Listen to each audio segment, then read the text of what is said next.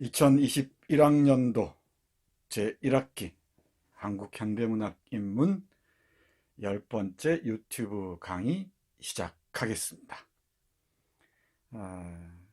지난주에 여러분들이 발표를 아주 잘해서 오늘 강의가 좀 일찍 끝날 수 있을 것 같습니다. 1시간 전후로 한번 끊어보도록 하겠습니다. 지난주에 누가 발표를 했더라? 민주? 장민주하고 진유 그리고 보라가 있었죠. 이 세 발표를 결합해서 보면은 전체적인 윤곽이 보입니다. 또 여러분들이 그 나무들 비탈에서 이 영화와 이 소설을 꼼꼼히 비교한 비교 정리한 글들도 잘 봤습니다. 참 천차만별이네요. 사람마다. 은재 씨 같은 경우는 영화 그 시간까지 표시를 해서 이 영화 소설의 차이를 기술했고, 그리고 박세연이는 자그만치 34군데의 그 차이점을 지적했습니다. 세연이 이 글은 비밀을 푸세요. 이제 비밀을 푸세요. 36명이 제출을 했고 아직 11명이 제출 안 한 것 같은데 10명, 11명 시간을 벗어난 학생들은 제출할 의도가 없는 것으로 알겠습니다. 세연이는 비밀을 풀고 학생들과 공유하세요. 그리고 최시원, 조이겸, 심유빈의 차이점을 찾아내는 방식도 재밌습니다. 한번 확인해 보기 바랍니다. 몇몇 학생들이 있는데 최시원과 조이겸, 심유빈도 비밀을 푸세요. 학생들이 참고할 수 있도록 비슷하게 한 학생도 있습니다. 과제를 수행한다는 게 좀 부담스럽다는 걸 알지만 딱 보면은 드러납니다. 정확하게 책을 읽었는지 그렇지 않은지, 형식적으로 과제를 제출하는지 아니면은 성의를 다해서 공부의 연장선상에서 영상 텍스트와 활자 텍스트를 꼼꼼하게 보고 읽었는지 확인할 수가 있습니다. 여러분 몇몇 동료들 것 비밀이 풀린 글들을 한번 보기 바랍니다. 몇몇만 비밀을 풀 것도 아니네. 그죠? 다 풀어도 되겠네, 이제. 다 모든 학생들의 비밀을 푸십시오. 12시 넘어서 내가 조금 전에 확인한 것 이전 그 이후에 들어오는 글들은 과제 제출에 늦은 것으로 판단하겠습니다. 자, 나무들 비탈에서다. 한국전쟁과 폐허의 사상을 했는데, 한국전쟁의 한국전쟁이 휩쓸고 간 그 상처, 이 폐허를 찍은 포착한 사진 한 장입니다. 전쟁이 물질적인 이 파괴에 그친 것만 아니죠. 당연하게도 여기 어린 소년이 앉아 있는 모습 보이나요? 이 어린 소년들이 간직한 그 상처의 깊이는 이루 가늠하기 어려울 정도일 겁니다. 그야말로 폐허로 만들어버렸죠. 이중적인 의미에서 폐허입니다. 그러니까 물리적인 의미에서 폐허화했고요. 그리고 정신적인 차원에서 폐허화했죠. 그 폐허에 의해서 어떤 생각을 또 쌓아갈 것인지 문학자들의 관심도 쏠릴 수밖에 없습니다. 그리고 전쟁을 전후한 시기, 특히 전쟁 직후에 생산된 작품들, 시나 소설을 일컬어서 전후문학이라고 합니다. 1950년대와 60년대 초반에 이르는 그 시기 문학을 전후문학이라고 해요. 대표적인 사람이 장용학, 그리고 손창섭, 또 누가 있나요? 선우휘, 서기원, 오상원 등등 중요한 전후 작가들이 있습니다. 그리고 황순원도 전후 작가 중에 한 사람이죠. 그리고 이 전후를 전쟁이 휩쓸고 간 상처를 이제 좀 거리를 두고 반성한 작품이 여러분들이 잘 아는 최인훈의 광장이죠. 1960년 4.19 이후 10월인가요? 11월인가요? 1960년 10월, 11월에 발표됐습니다. 그리고 비슷한 시기에 1960년 1월부터 7월까지 사상계라는 잡지에 연재가 됐고, 그리고 사상계 출판사에서 단행본으로 간행된 나무들 비탈의 서다가 또 다른 전쟁 문학의 획을 긋습니다. 중요한 작품이죠. 이 폐허에서 작가 황순원이 발견한 것이 무엇인지 우리는 지난 그 화상 강의를 통해서 큰 얼개들을 다 짚어봤습니다. 오늘은 비교적 간략하게 보도록 하죠. 그런데 이 전쟁을 소재로 한 작품들이 전후문학에만 있었던 건 아니죠. 그 이후에도 계속 이어집니다. 그러다가 70년대, 80년대에 이르러서 전쟁을 둘러싼 문학들이 쏟아지기 시작하는데, 이제 어린 시절에 전쟁을 경험한 사람들, 50년대, 60년대에 전쟁을 모티프로 한 작품들은 작가들이, 또 작가나 그 소설의 등장인물들이 청년인 경우가 많습니다. 그러니까 이 작가들이 이 전쟁을 청년 세대에 경험한 셈이에요. 그래서 청년들이 주인공으로 등장하는 경우가 많습니다. 그리고 80년대에 쏟아진 한국전쟁 관련 작품들은 어린 아이가 화자입니다. 여러분들이 알만한 작품으로는 윤흥길의 장마가 있을까요? 네, 장마가 이 어린 아이의 시선으로 이제 아버지와 할아버지들이 전쟁을 어떻게 겪는지를 보여주죠. 이 대표적인 작가가 김원일, 골짜기, 겨울 골짜기 같은 중요한 작품들이 있습니다.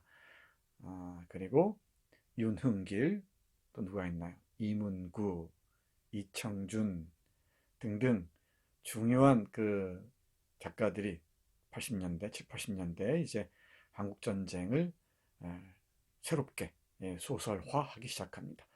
조정래 태백산맥도 그 연장선상에서 파악할 수가 있겠죠.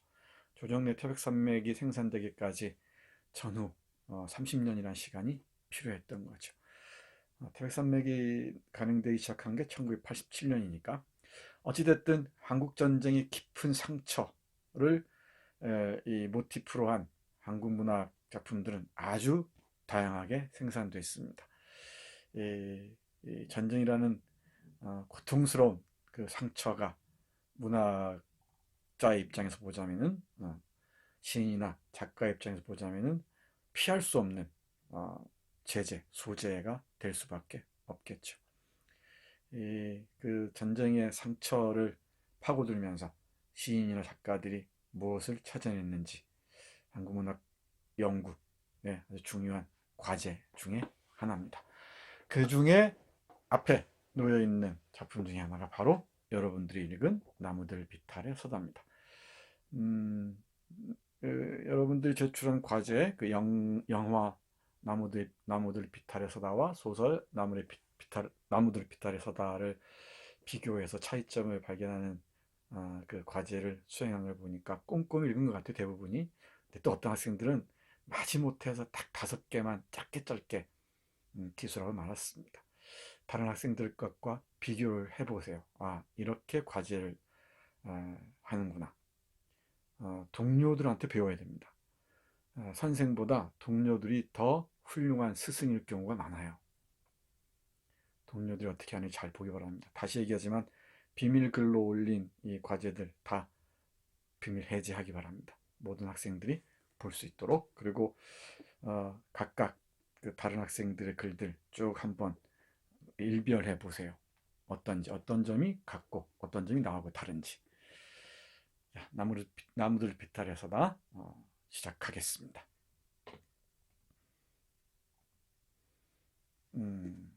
역사, 운명, 개인의 탐구. 황순원은 중요한 작가죠. 여러 사진이 있는데 비교적 젊었을 때 아마 나무들 비탈의 서다를 발표할 무렵의 사진이 아닌가 싶은데 45인가요? 그 나이면은 1915년생이니까 그러니까 전쟁을 35세 경험했어요. 그러니까 장년이 돼서 경험한 셈이죠. 황순원은 상당히 의미 있는 작품들을 많이 남깁니다. 역사를 피할 수 없는 개인의 운명에 대해서 얘기하고요. 그 운명을 초월하고자 하는 의지를 보여주기도 하죠. 역사와 운명, 그리고 개인의 탐구. 그 운명적인 실존을 살아갈 수밖에 없는 이 개인에 대해서 들여다봅니다. 우리 작품이 그렇죠. 이 운명이란 무엇이냐라고 물으면 참 대답하기 어려운데, 우리가 의도하지 않았지만 찾아오는 우리 삶의 그 뭐랄까 양상들이라고 할 수 있겠죠. 전쟁을 예측한 사람들이 얼마나 되겠습니까? 그리고 그 전쟁이 몰고 올 파장이 얼마나 이 멀리까지 미칠지 누가 예상이나 했겠습니까? 그런 음, 이 역사적 사건 중에서 전쟁만큼 인간의 운명 또는 삶의 좌표를 바꿔놓은 것도 드물죠. 그리고 우리가 경험하고 있지만 이 바이러스, 전염병이 또 인간의 운명을 바꾸는 경우도 많죠. 그리고 인류 문명에 대한 성찰과 새로운 방향 전환을 추동, 밀고 나간 것도 전쟁과 질병일 경우 많습니다. 그래서 전쟁과 질병은 역사의 전환점 또는 변곡점으로서 중요한 시기가 되기도 합니다. 아마 코로나 바이러스가 잠잠해질 무렵에는 수많은 반성, 성찰, 그리고 새로운 미래 모색과 관련된 많은 글들이 쏟아질 겁니다. 지금도 그렇죠. 또 우리가 하나씩 얘기해 왔지만은 자본주의 문명, 근대 문명에 대한 통렬한 자기 비판 또는 자기 반성이 없이는 우리는 끊임없이 또 다른 바이러스에 시달리게 될 겁니다. 이 인간이 파괴한 자연이 우리에게 바이러스라는 형태로 엄중한 경고를 하고 있는 셈이죠. 이 코로나 바이러스에서도 배우는 게 없다면은 뭐 인간은 비극적인 운명에서 벗어나기가 쉽지 않겠죠. 어찌됐든 황순원은 전쟁이라는 역사적 사건에 휘말린 개인의 운명을 탐구합니다. 그리고 휴머니즘적 관점, 우리가 황순원 하면은 뭐 인도주의적 태도를 많이 얘기하죠. 휴머니즘적 관점으로 새로운 돌파구를 마련하고자 하죠. 그런데 늘 얘기합니다만은 우리는 어떤 작가하면 어떤 작품만 자동적으로 떠올리게 돼요. 이래서는 안 됩니다. 황순원 하면 딱 소나기 떠올리죠. 그죠? 대표작 하면 황순원 하면 소나기. 소나기가 1952년인가요? 소녀라는 제목으로 발표가 됐는데 순수한 사랑 얘기, 국민 작품이 돼버렸죠. 국민 소설이 돼버렸는데 물론 소나기도 좋은 작품이지만 거기에 머물러서는 안 되죠.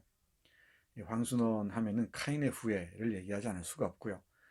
그리고 오늘 우리가 읽은 나무들 비탈에서 나를 빼놓을 수가 없습니다. 그리고 1월이라는 아주 중요한 작품이 있습니다. 이 백정이라는 천민이죠. 천민이 어떻게 억압받고 또 어떤 삶을 영위하는지를 보여주는 중요한 작품입니다. 황순원이 좋은 작품들이 많은데 몇몇 작품으로만 제안해서 황순원 문학이 얘기되는 게 조금 아쉬울 때가 많습니다. 뭐 학이라는 작품도 그렇죠. 남북의 평화를 기리는 아주 중요한 단편 소설이죠. 기억나죠? 동네 친구들 얘기.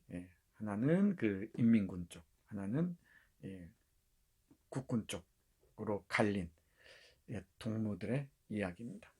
그리고 목노미 마을의 개 이런 작품들도 어떤 생명력과 인도주의가 아주 짙게 드러난 작품들입니다. 그런 작품들 말고 이제 나무들 비탈에 서다가 있다는 것을 여러분들은 알았습니다.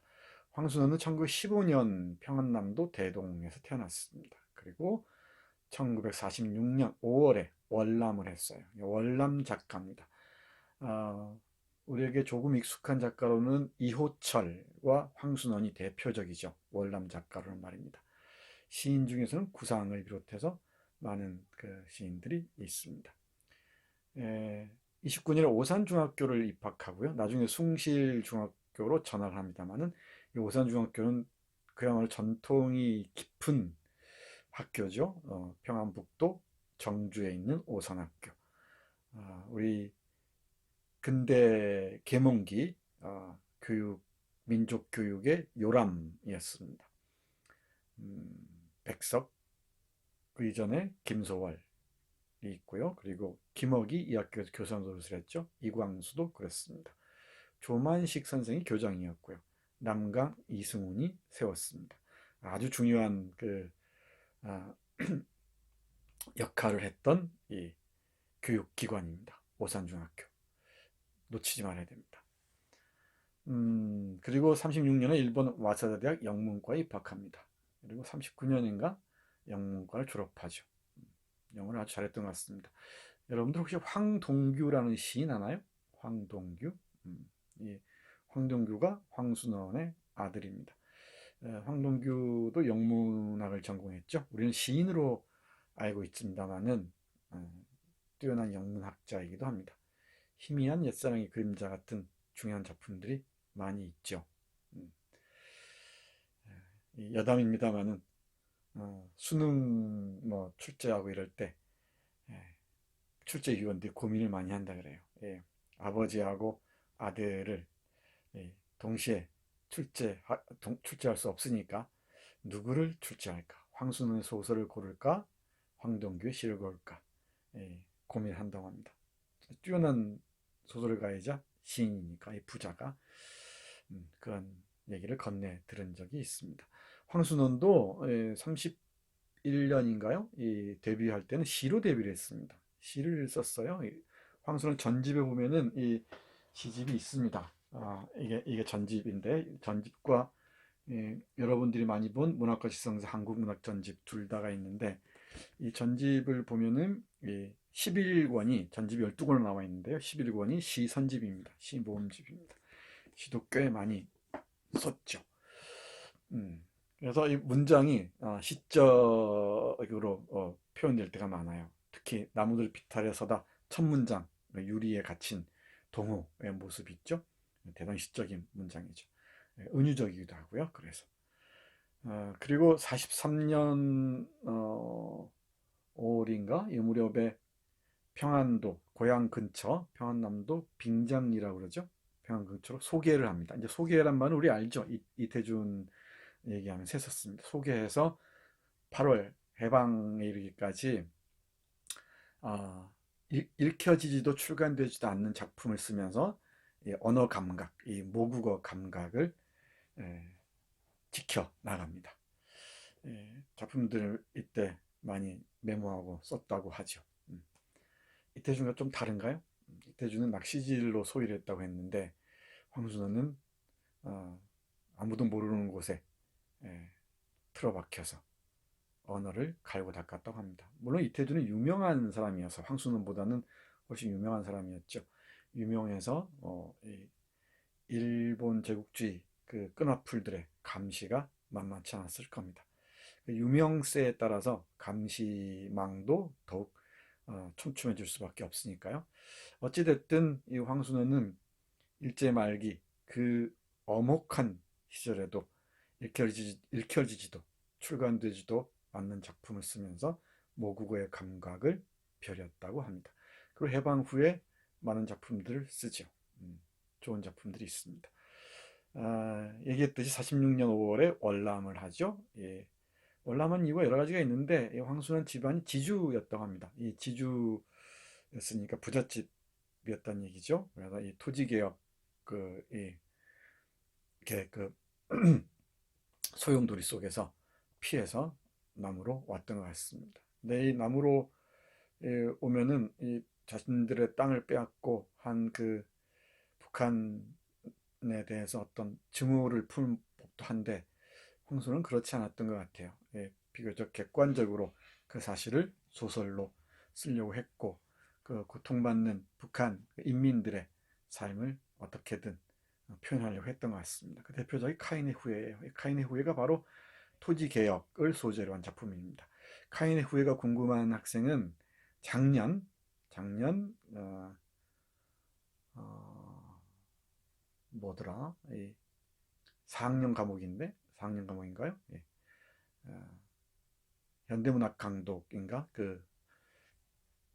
그게 맞을 겁니다. 그 시간에 강의를 했었습니다. 2학기 한번 찾아서 보기 바랍니다. 거기에 명강의들이 많아요.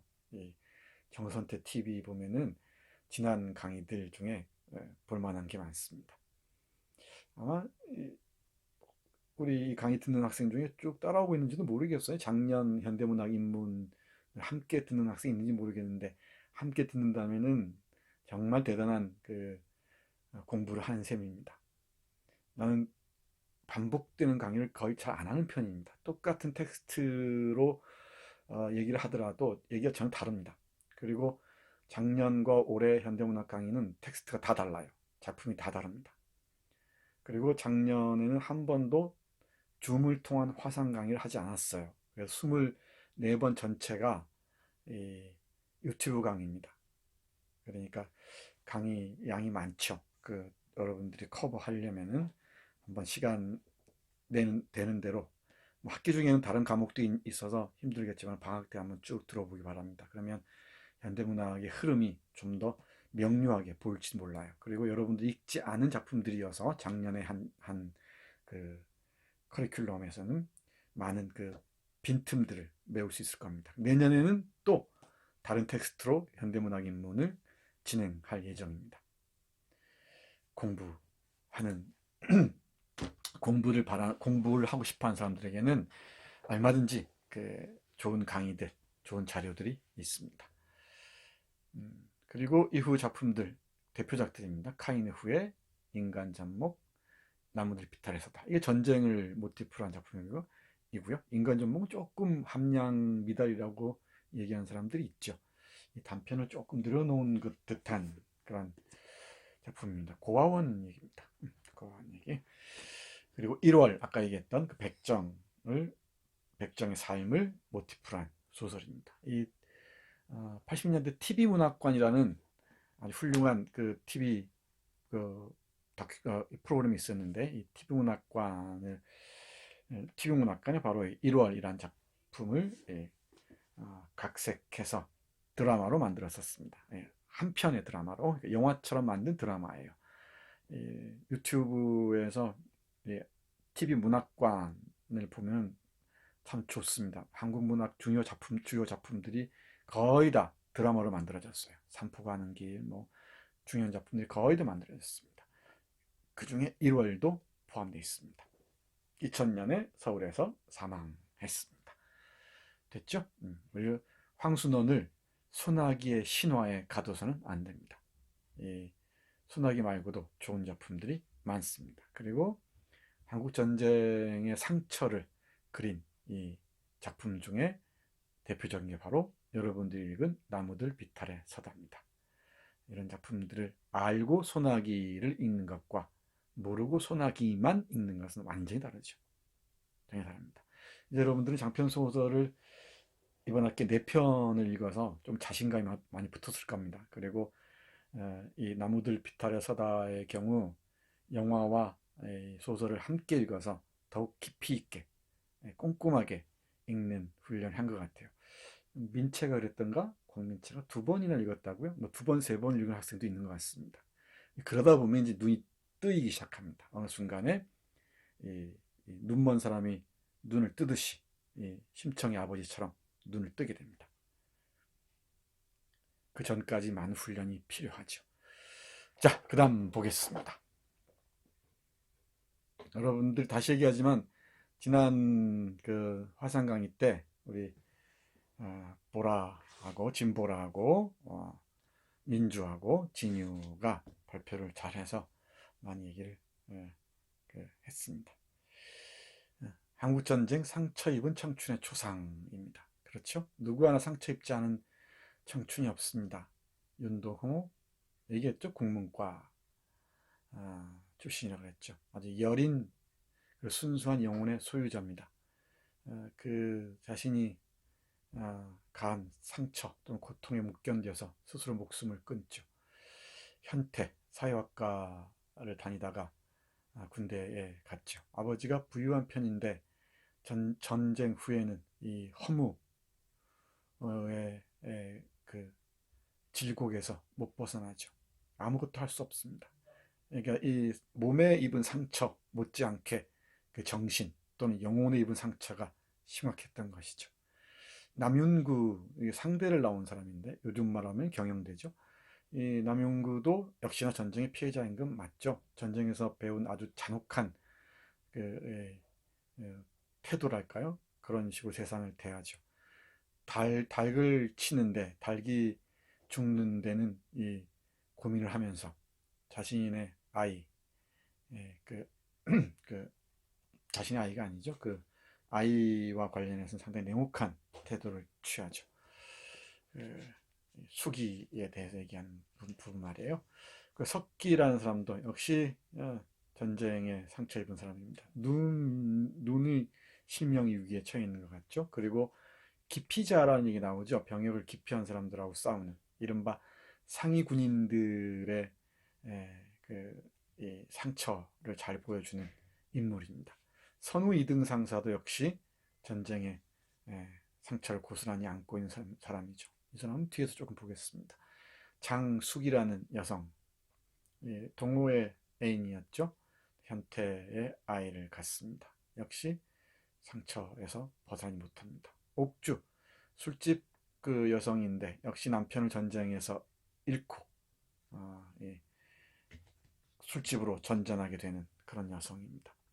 미라는 남윤구와의 관계 속에서 역시 상처 입은 인물이 되죠.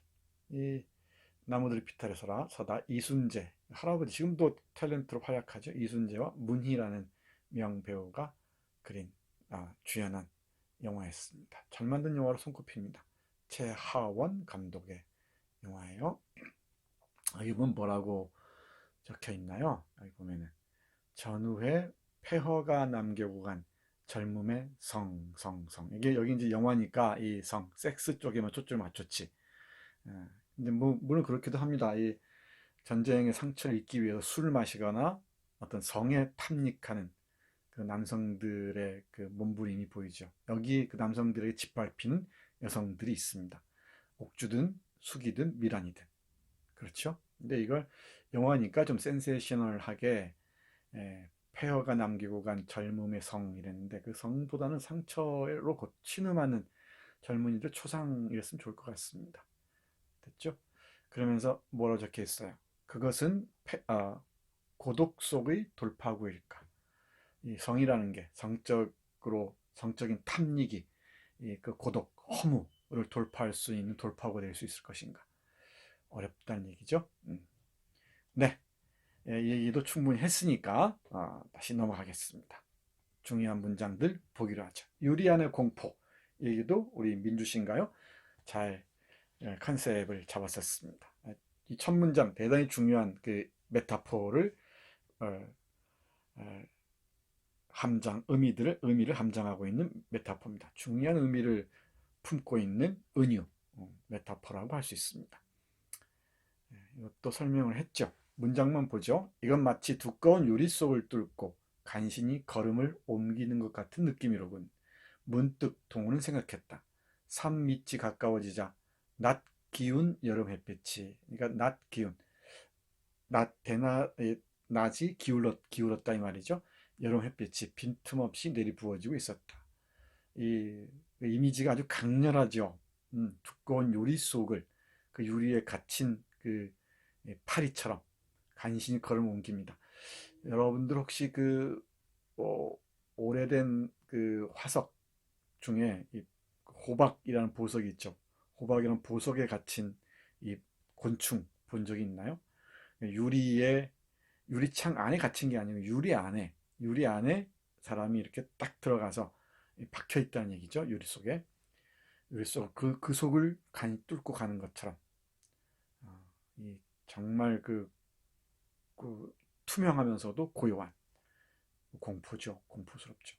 여기에 햇볕이 빈틈없이 쏟아지고 있습니다. 시야는 어디까지나 투명했다. 그 속에 초가집 7, 8채가 무거운 지붕을 감당하기 힘든 것처럼 납작하게 엎드려 있었다. 전혀 전화를 안 입어 보이는데, 전화는 전쟁으로 인한 화라는 뜻이죠. 전쟁으로 인한 화를 전화라고 얘기합니다. 이런 간자 표기 없는데 여러분들이 이런 거 찾아봐야 돼요. 자꾸만 전화 이러는데 한자로 이렇게 써요. 전쟁으로 인한 화를 안 입은 것처럼 보인다. 전쟁으로 인한 뭐랄까요? 피해를 입지 않은 것처럼 보이는데, 안 보이는 사람은 고사하고 생물이라고 무엇 하나 살고 있지 않은 성 쉽게 주의가 너무 고요했다. 무섭죠. 전쟁하면은 이 포탄 소리 들리고 아우성 소리 들리고 시름 소리 들려서 시끄러울 것 같은데, 반대로 이 고요가 반어적이죠. 반어적으로 이 고요가 이 동호를 정말 공포로 휩싸고 있는 거지. 유리는 공포일까요? 그러면 근데 이 유리가 깨지면서 우리 이 청춘들의 예, 살속을 파고들고, 그리고 영혼을 파고들지. 이 파고든 이 유리 파편에서 유리 파편을 제거하지 못한 상태로 신음하고 있는 겁니다. 서서히 골마 들어가고 썩어가고, 스스로 목숨을 끊거나, 스스로 이 죄인이 돼서 스스로 감금되거나, 아니면은 이 폭력에 자신들을 노출하거나, 그죠? 이런 방식으로 이 고통에서 벗어나려고 하지만, 그건 어, 그야말로 돌파구가 보이지 않는 고통스러운 몸부림일 수밖에 없죠. 이렇게 반문할 수 있을 겁니다. 왜 저렇게 의지가 나약할까? 이 정신 바짝 차리고 이그 고통스러운 상황을 뚫고 나갈 생각을 해야지. 왜 저럴까? 이건 우리 구경꾼의 얘기입니다. 자기가 민간인을 쏘아 죽인 사람이라면 그게 맨정신으로 살아갈 수 있을까요? 뒤에서 얘기하겠습니다만은 이 가해자인가 피해자인가 이런 문제들은 참 오랫동안 많은 사람들을 괴롭게 했죠. 내일이 5.18 광주민주항쟁 41주년 되는 날이네요. 공수부대를 파견해서 전두환 신군부가 광주의 시민들을 학살했던 때입니다. 또 한국 문학의 중요한 소재가 되어 왔죠. 그때 우리는 그 시민의 입장에서 보자면 가해자들을 원망할 수가 있죠. 그런데 그 가해자들도 정신적인 고통에서 못 벗어나는 경우가 대부분입니다. 정말 악마의 영혼을 소유하지 않은 자라면은 맨정신으로 그걸 견딜 수가 없죠. 베트남 전쟁에서 베트남 이 민간인을 학살한 사례들이 많죠.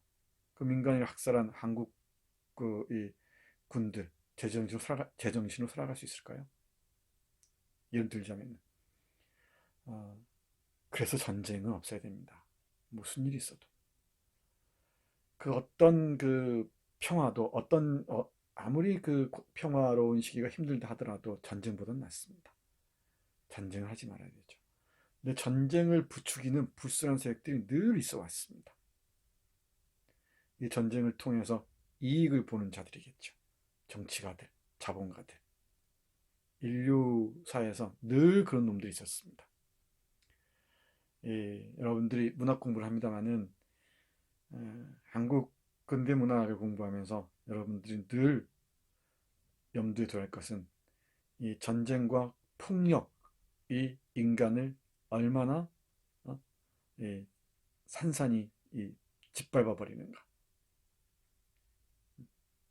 산산이 짓밟혀도 이상하다. 얼마나 뭐랄까 무시무시하게 짓밟아 버리는가. 뭐 이산가족, 실향민 이런 걸 굳이 얘기하지 않더라도 전쟁은 인간의 영혼을 파괴해 버립니다. 지금도 그 상처에서 못 벗어나죠. 그리고 이 38선은 그 하나의 분단선, 경계선 이상의 의미를 지니죠. 그리고 이 냉전 체제 하에서 얼마나 많은 사람들이 또 사상 문제로 고통을 당해 했습니까? 혹시 명동백작죽 보고 있나요? 보고 있는 사람 손 들어보세요. 김수영의 사례가 잘 보여주죠.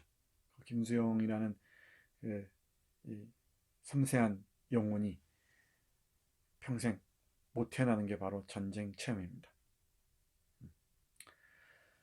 자, 아무튼 계속 보겠습니다. 이 투명한 유리 안의 공포 얘기하다가 여기까지 왔네요. 엉뚱한 곳으로 샜습니다. 이 고요하고 거침새 없이 투명한 공간이 왜 이다지도 숨막히게 앞을 막아서는 것일까? 정말 이건 두껍디 두꺼운 유리 속을 뚫고 간신히 걸음을 옮기고 있는 느낌인데, 다시 한번 동호는 생각했다. 느낌인데 마침표예요. 다시 한번 동호는 생각했다. 부리를 앞으로 향한 총을 꽉 옆구리에 끼고 한 발자국씩 조심 걸음을 내어 디딜 때마다 그 거창한 유리는 꼭 동호 자신의 순간순간 짓는 몸 자세만큼씩만 겨우 자리를 내어줄 뿐 한결같이 몸에 밀착된 위치에서 앞을 막아서는 것이었다. 절로 동호는 숨이 가빠지고 이마에서 땀이 흘렀다. 이 숨막히는 고요, 정막 속에서 지금 이 수색을 하고 있는 중이죠. 여기에서 발견한 한 여인, 모습 기억납니까? 그리고 어린아이. 이 고통스러운 순간을 앞둔 그 정막. 무시무시하죠.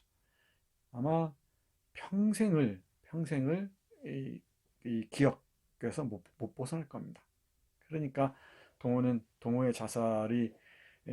자살을 뭐 섣부른 판단이었다 이렇게 얘기할 수도 있지만은 경험하지 못한 우리로서는 참 얘기하기 어렵죠. 의지만으로 돌파해 나가야 된다라고 얘기하면은 너무 무책임한 충고일 수가 있습니다.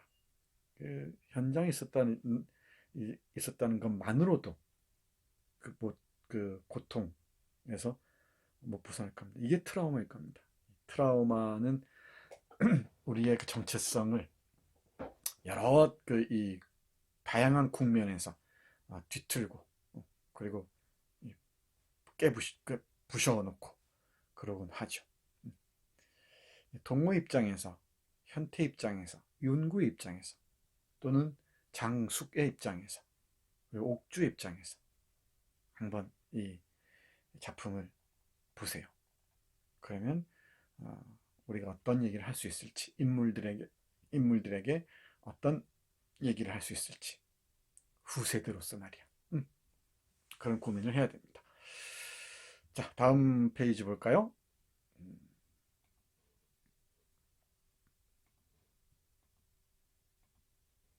기억의 습격 얘기했었죠. 기억은 예고하고 우리를 찾아오지 않습니다. 어느 날 갑자기 급습합니다. 미처 이 마음의 준비도 돼 있지 않을 때 이 기억이 파고들어서 우리를 휘저어 놓죠. 이 기억의 습격, 그리고 이런 걸 비의도적 기억 이런 말 쓰는데, 잠깐 볼까요?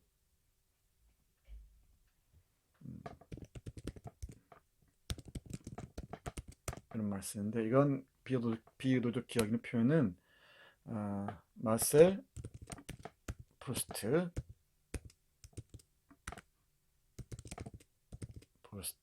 쓴 잃어버린 시간을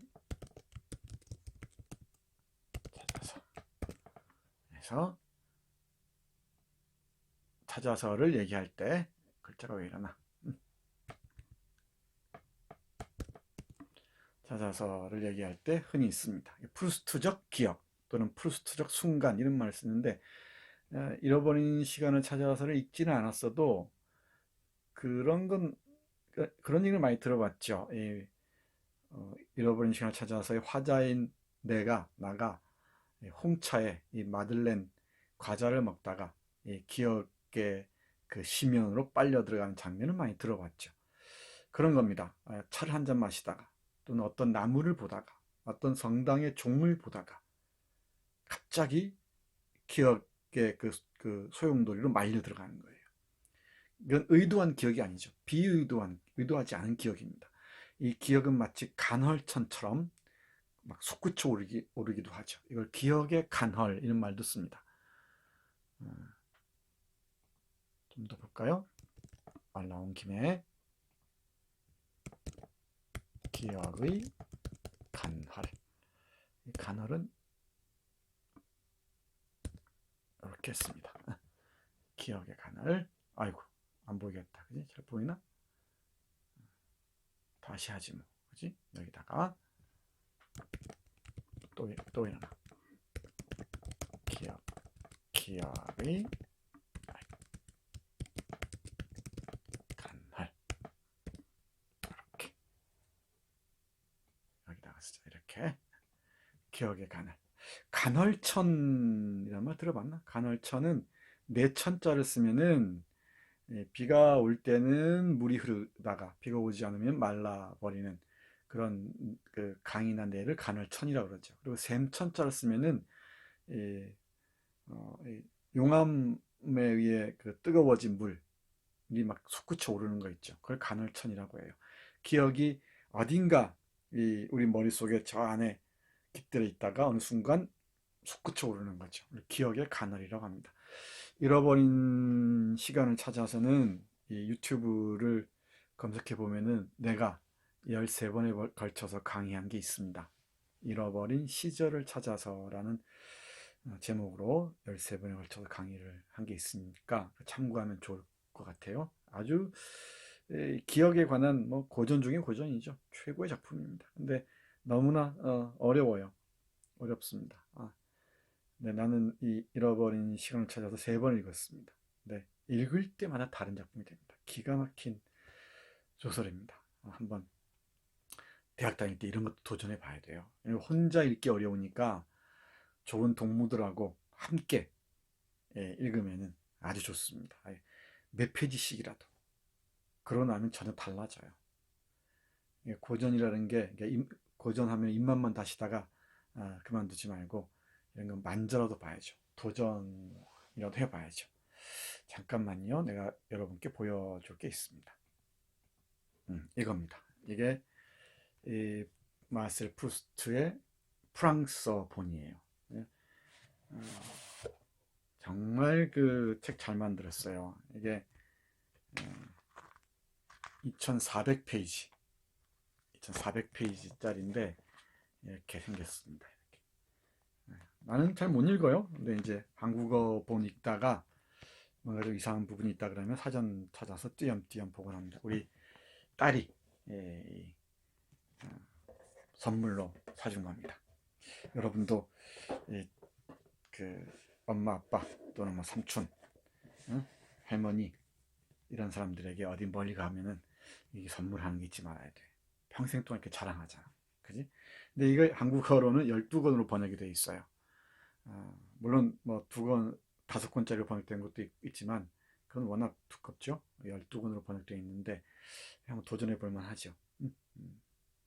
나중에 기회 되면 또 얘기할게요. 아무튼 이 기억을 소설로 쓴 뭐 세계적인 작품입니다. 걸작 중의 걸작입니다.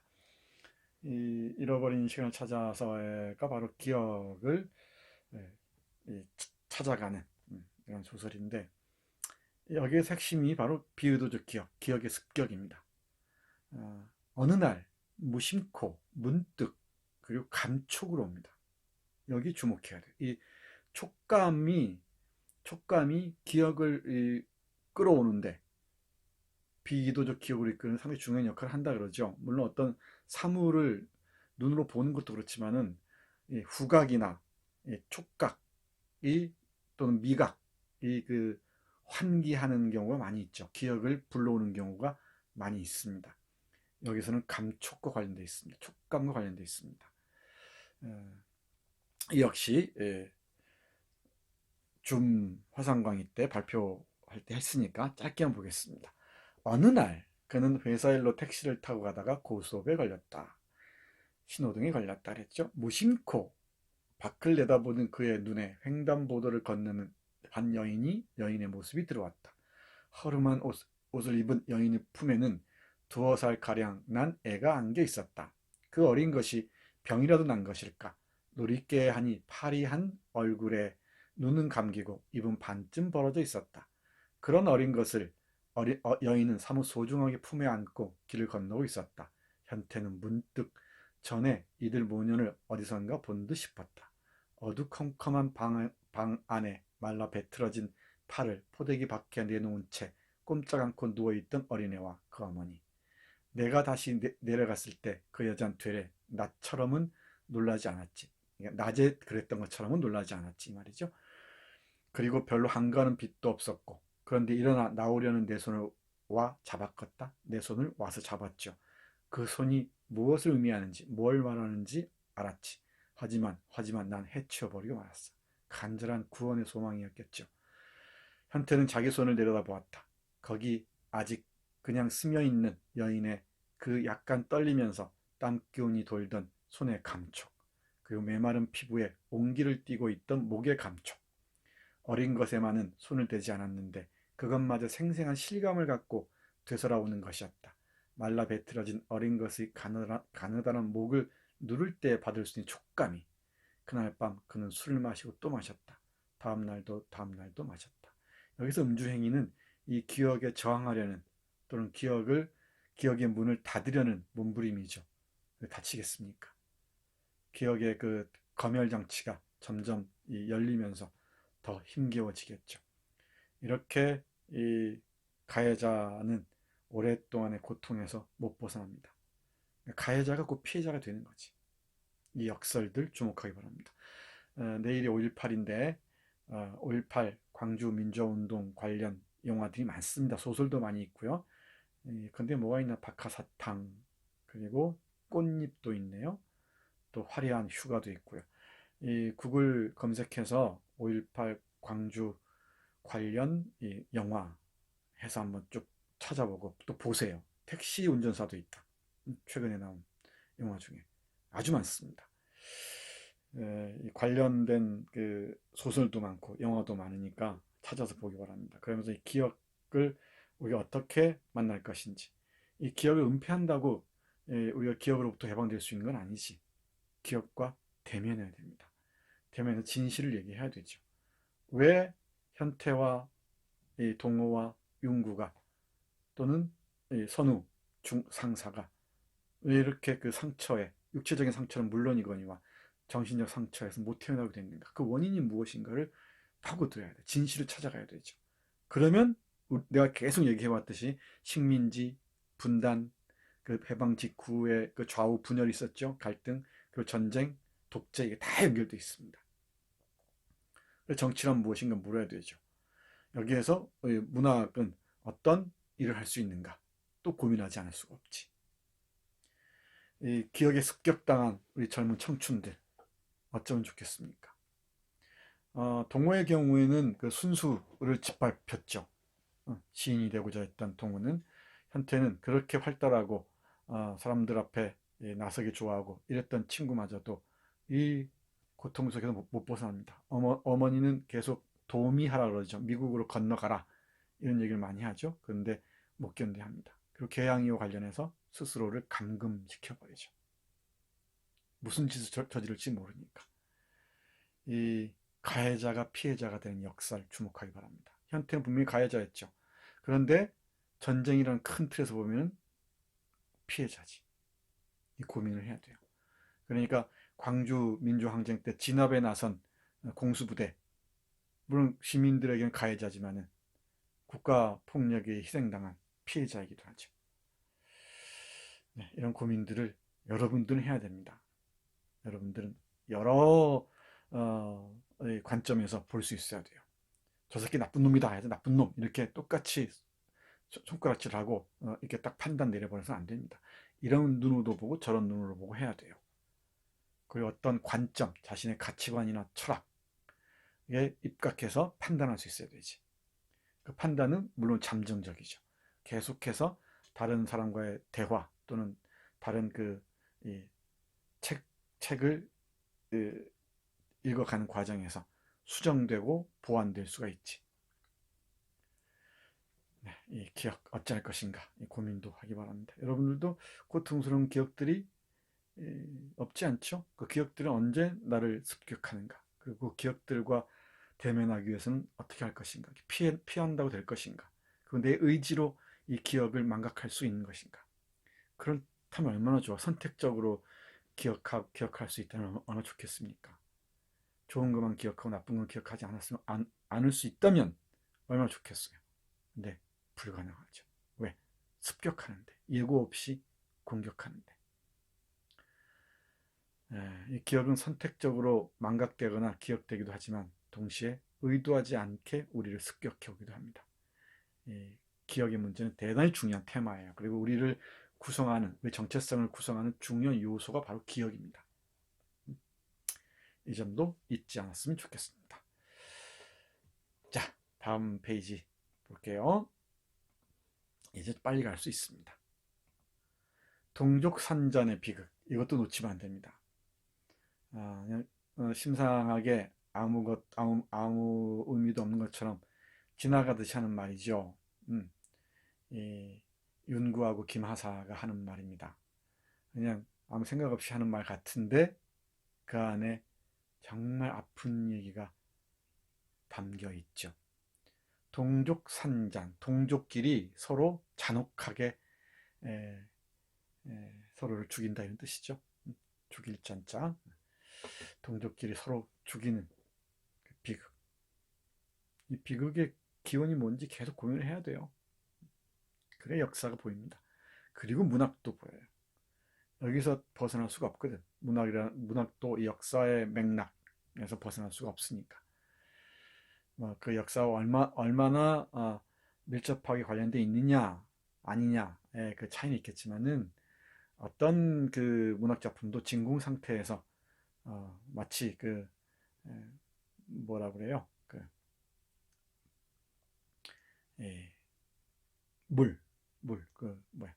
H2O로 이루어진 미네랄을 다 소거한. 갑자기 그 말이 생각이 안 난다. 이게 무슨 말이야 그러나?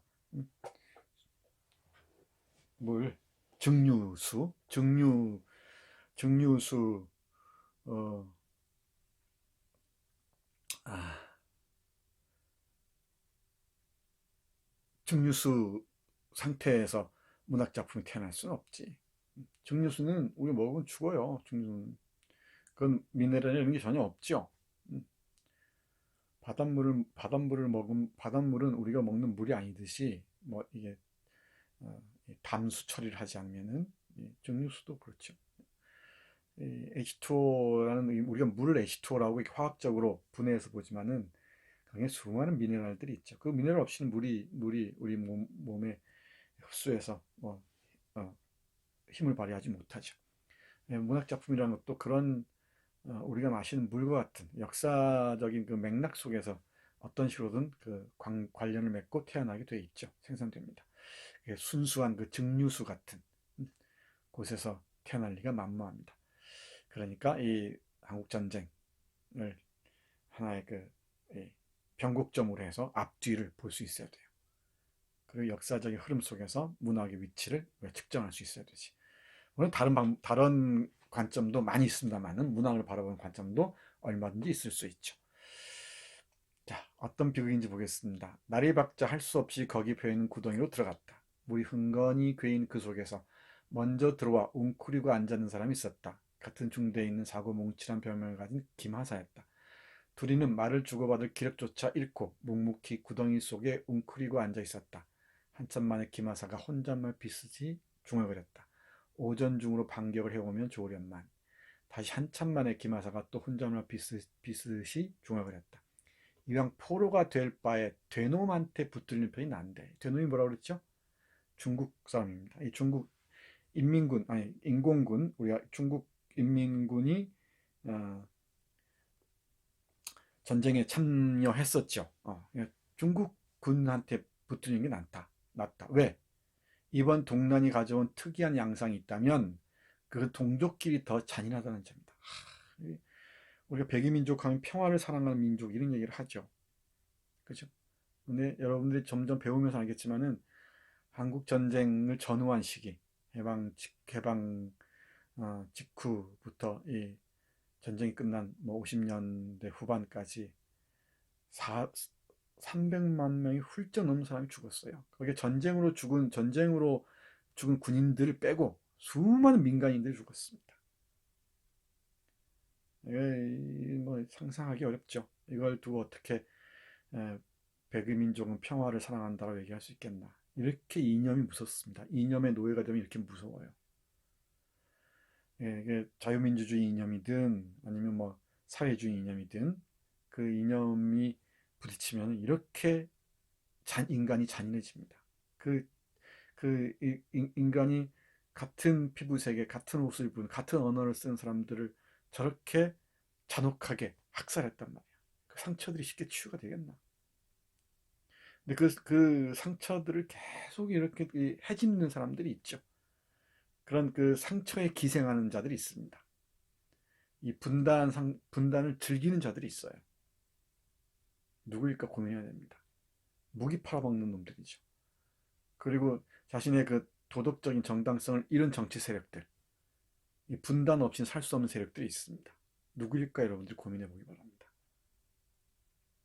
이게 남과 북의 적대적 공존, 북한 쪽에도 강경 세력들이 있죠. 절대 평화를 원치 않는 세력들이 있습니다. 남한에도 그렇습니다. 미국이나 일본이 남북한 평화를 원할까 원하지 않을까? 고민해야 됩니다. 그 눈으로 바라봐야 돼요.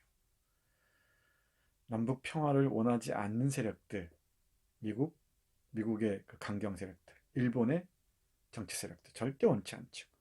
그리고 북한의 강경 세력들, 남한의 강경 세력들이 있습니다. 그자들은 이 분단이 축복이에요, 축복. 고민들 점점 더 깊이 하기 바랍니다. 참 공부할 게 많습니다. 이 민간인 학살 문제는 또 두고두고 2학년, 3학년 때 공부할 기회가 있을 겁니다. 소설에서 다 표현이 되니까 다음 시간에 잠깐 얘기할 수 있을지 모르겠네요. 다다음 시간이구나. 순위 삼촌 읽을 때. 응당 포로 취급을 해야 할 것도 직결 처분이란 명목하에 총살을 해버리는 것이 상례처럼 되어 있었다. 통상적인 사례처럼 되어 있었다 이 말이지. 그냥 응당 포로로 취급하면은 그 제네바 협정에 따라서 포로는 함부로 죽이면 안 되죠. 근데 포로로 취급해야 되는데 직결 처분이라고 해서 그 자리에서 총살을 죽여버린다는 거야. 이게 얼마나 잔혹하냔 말이지. 그러니까 김하사가 지나가는 말로 하는 거 아니에요.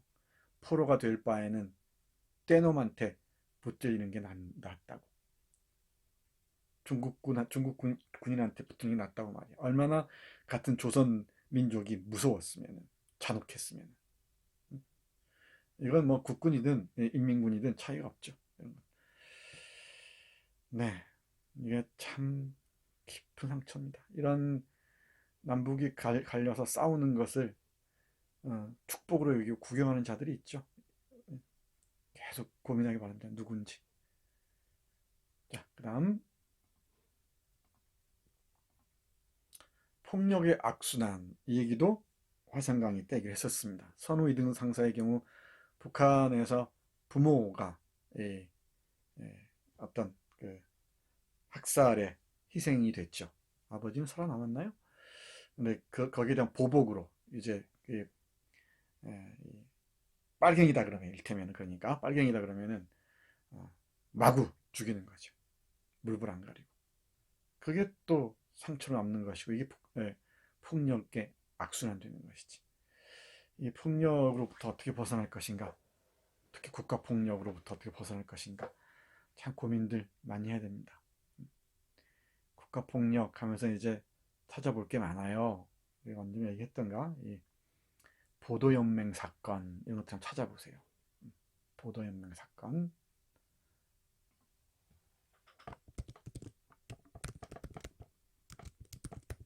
그리고 뭐 이 미국에 의한 민간인 학살을 영화로 만든 게 그게 뭐더라?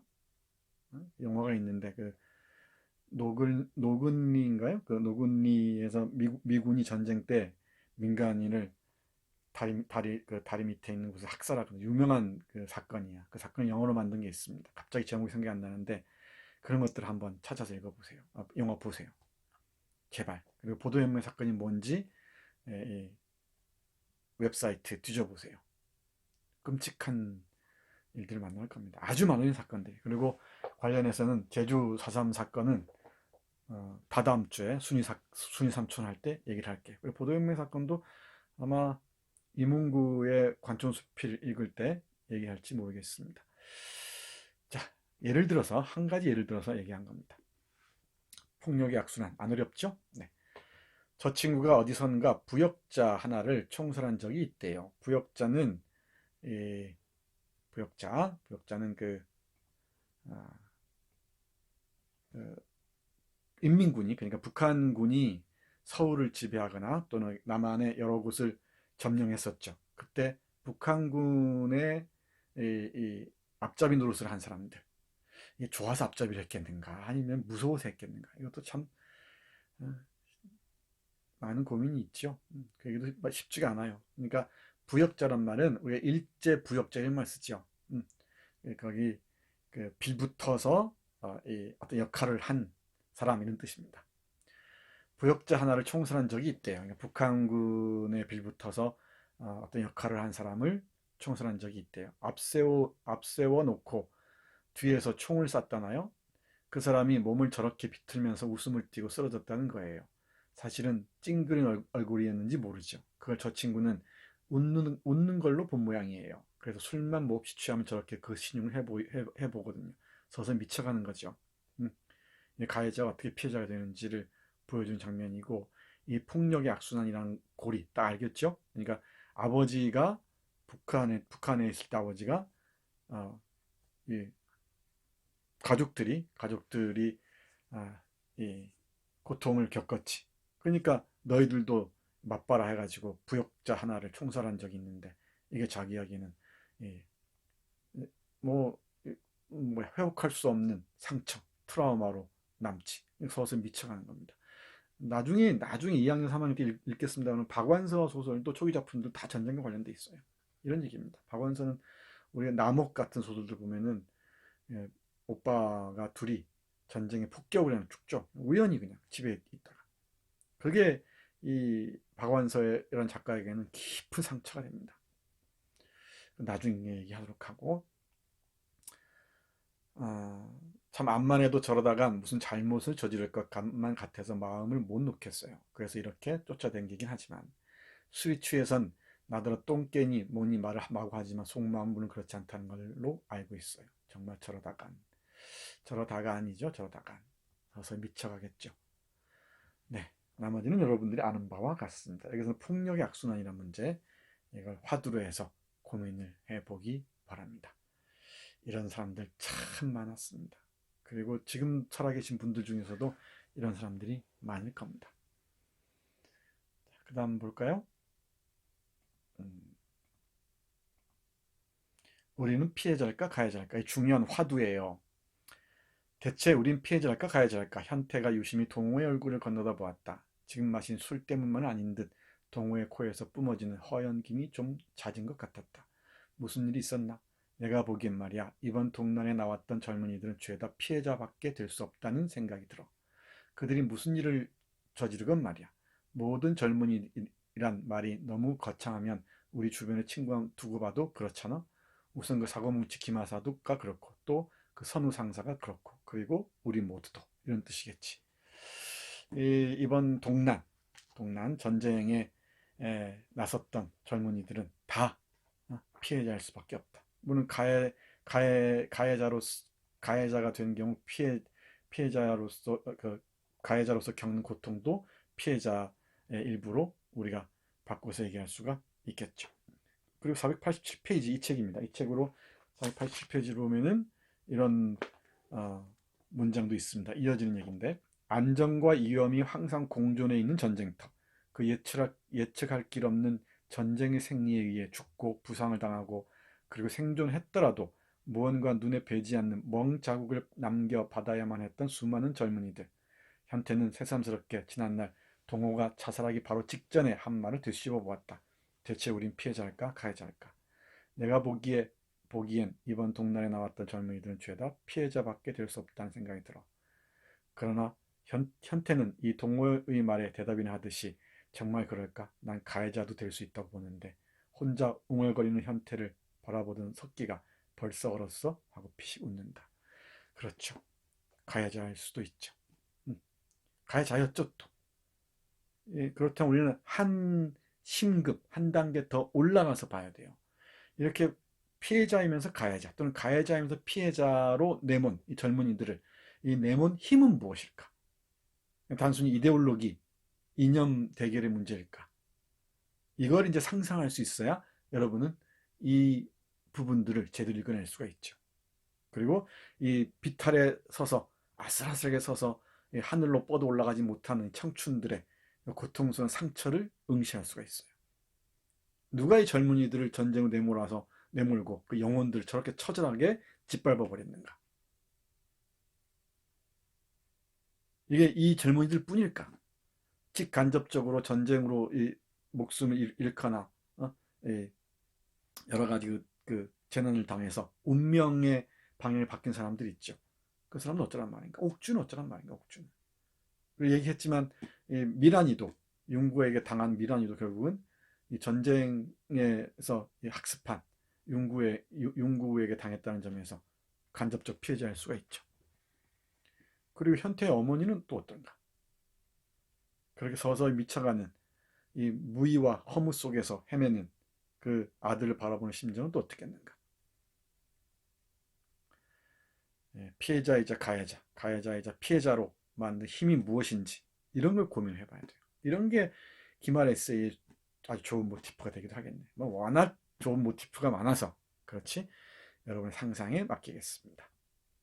자, 그다음 무력감, 무의의 타성, 무의미한 생활의 연속. 이렇게 가해자이자 피해자인 젊은 청춘들을 이 세상은 이렇게 무력한 존재로 만들어 버립니다. 이범선의 오발탄도 그렇죠. 이 오발탄이라는 소설도 걸작인데 전후의 상처를 그린 아주 중요한 작품이죠. 50년대 중요한 작품입니다. 오발탄은 작년 1학년 현대문학 입문 시간에 강의를 했어요. 찾아서 보세요. 이 무력감, 무의의 타성은 그냥 타성에 젖는다 할 때 타성이 있죠. 아무것도 하지 못하는 그 무력함이 빠져 있는 거죠. 무의미한 생활의 연속이라고 표현합니다. 이 얘기도 길게 화상강의 시간에 말했었으니까 짧게 요약만 하겠습니다. 술기운으로 붉어진 눈을 석기에게로 향한 채 도대체 이런 상태에 빠지게 하는 것이 뭘까? 자기에게 주어진 자율 처리하지 못할 만큼 무능력하게 만든 게 뭐냔 말이야. 대체 언제, 어디서, 누구 때문에 이런 무능력자가 되지 않으면 안 되느냐 말이야. 여기에 여러분들이 대답해야 돼요. 여기. 그게 여러분들이 상처 입은 젊은 영혼들과 대화를 나누는 방법일 겁니다. 그리고 이 상처 입은 영혼들을 만나는 윤리감각이기도 하겠죠. 여러분들이 여기 대답을 해야 됩니다. 언제, 어디서, 누구 때문에 이런 무능력자가 되지 않으면 안 되느냐 말이야. 그러나 현태는 이번에도 석기의 대꾸를 기대하지 않은 듯이 그에게 눈을 거두어 술잔을 집어드는 것이었다. 그러면서 중얼거렸다. 다시 한번 전쟁터에 서보고 싶어. 그러고선 죽음과 맞선 순간순간에 잃어버린 나 자신을 도로 찾고 싶어. 그땐 정말 자신 있었어. 죽음과 맞선 그 순간순간에 잃어버린 나 자신을 도로 찾고 싶어. 조금 모호한 부분이긴 합니다. 죽음과 맞선 순간순간에 잃어버린 내 자신을 찾을 수 있었는지 그 순간에 아니면은 죽음과 맞선 순간순간에 나 자신을 잃어버린 것인지 이게 좀 모호하긴 한데 그런 어떤 그 생생한 삶의 현장으로 본 것처럼 보이기도 하고요. 그리고 전쟁의 순간에 나를 다 잃어버렸다는 것이기도 하죠. 두 번째로 보는 게 옳을 것 같죠? 예, 죽음과 맞선 순간순간에 잃어버린 나 자신을 이제 다시 찾고 싶어. 다시 전쟁터에 선다면 이런 뜻인가요? 조금 아무튼 모호합니다. 그땐 정말 자신 있었어. 전쟁터에서 자신 있었단 말이겠지. 전저로 봐도 가능하겠네. 또 보니까 그죠? 전쟁터에서야 자신이 살아있다는 실감이 있었다는 것이지. 그러면 이건 또 얼마나 무시무시한가. 두 가지 다로 한번 놓고 한번 해석을 해보기 바랍니다. 네, 여기 이 젊은이들을 청춘들을 이렇게 무기력하게 만든 게 무엇인지도 고민해 봤으면 좋겠습니다. 요 490쪽과 458쪽 요 근처에 예, 무력감, 무의미한 생활의 연속, 무의의 타성과 관련된 진술들이 있습니다. 이런 부분 쭉 정리하면 보이겠죠. 이런 것만 딱 짚어서 얘기해도 많은 얘기를 할 수 있습니다. 실존의 문제죠. 그러니까 어떻게 살 것인가, 어떻게 살아갈 수 있을 것인가. 이 부조리한 세계에서, 내가 원하는 전쟁도 아닌데 이 부조리한 세계에서, 합리적이지 않다는 얘기죠. 세계에서 이렇게 내 운명이 얼토당토 않게 왜곡되어 버렸다면 어찌할 것인가. 맨 앞에서 얘기했습니다만 우리의 의지와 상관없이 우리의 인생의 좌표가 바뀌는 경우가 많이 있다고 했죠.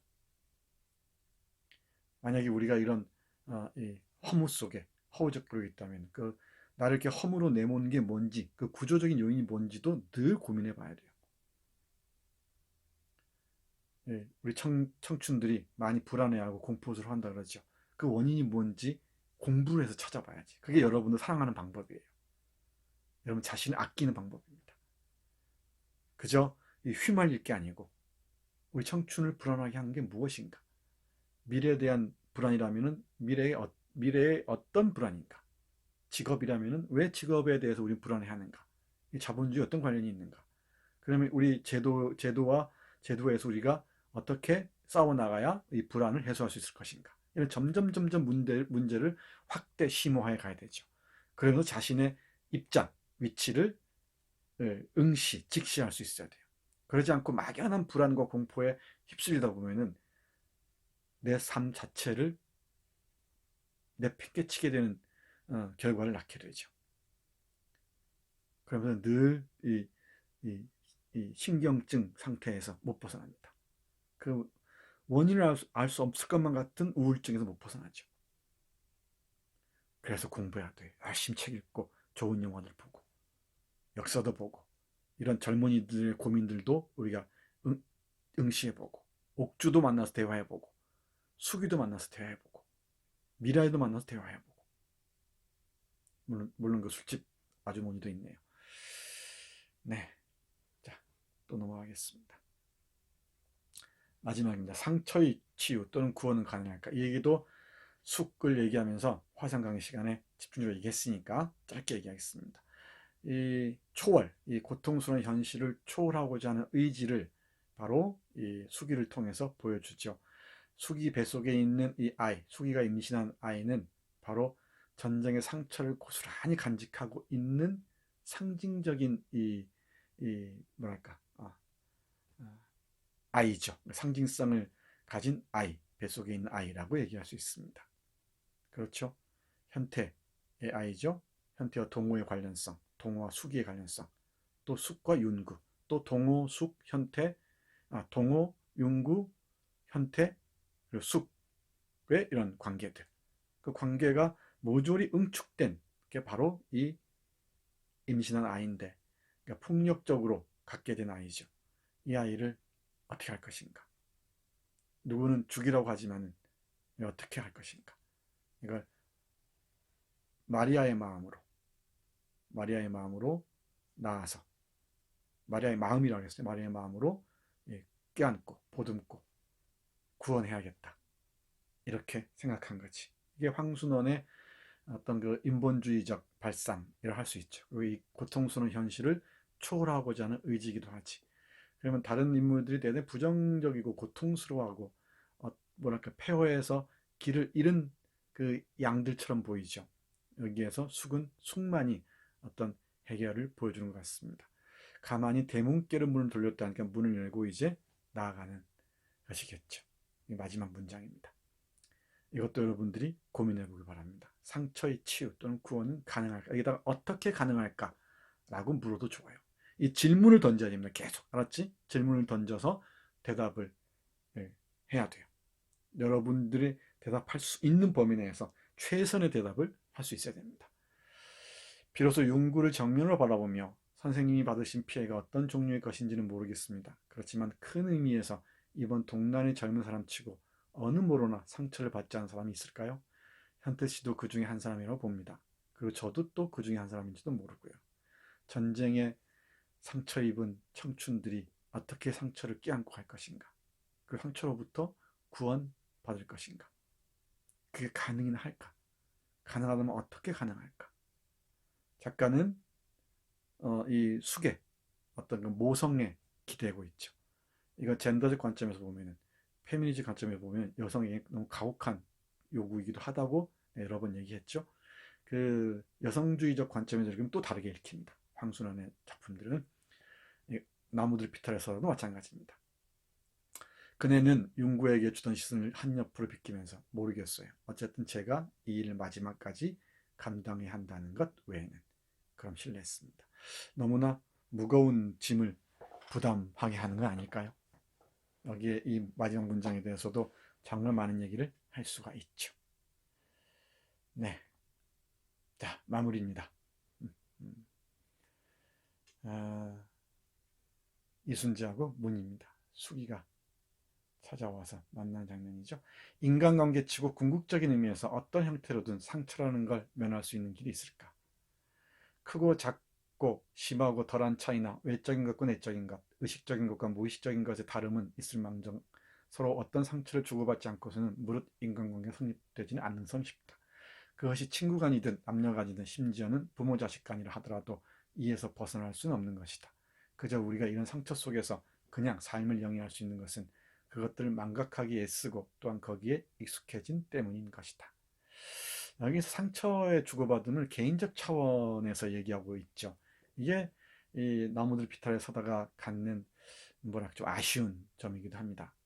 내가 계속 얘기하듯이 왜 이런 젊은 영혼들이, 상처 입은 영혼들이 고통스러워하는가, 그 이유들을 역사적으로 또 민족의 차원에서 좀 파고들 필요가 있는데 거기까지 치고 나가지는 못하죠. 뭐 그걸 한계라면 한계라고 할 수 있겠습니다만은, 내가 늘 강조하지만 한계의 한계를 두드러지게 드러내지 말고 그 알고 있되 여기 적극적인 의미, 긍정적인 의미를 읽는 게 독서하는 데 더욱 좋습니다. 좋은 방법입니다. 자, 오늘은 여기까지 하겠습니다. 여러분들이 발표를 참 잘해서 강의가 수월했습니다. 어렵지 않죠? 그 여러분들이 꼼꼼히 읽었다는 게 대부분이, 한 10명 남짓 빼고는 대부분이 열심히 읽었다는 게 다 드러나니까 아마 이해하기가 어렵지 않을 겁니다. 대단합니다. 여러분들 훌륭합니다. 정선태 제자면은 이 정도는 해야죠. 그렇지? 댓글 잘 남기는 것도 잊지 말고요.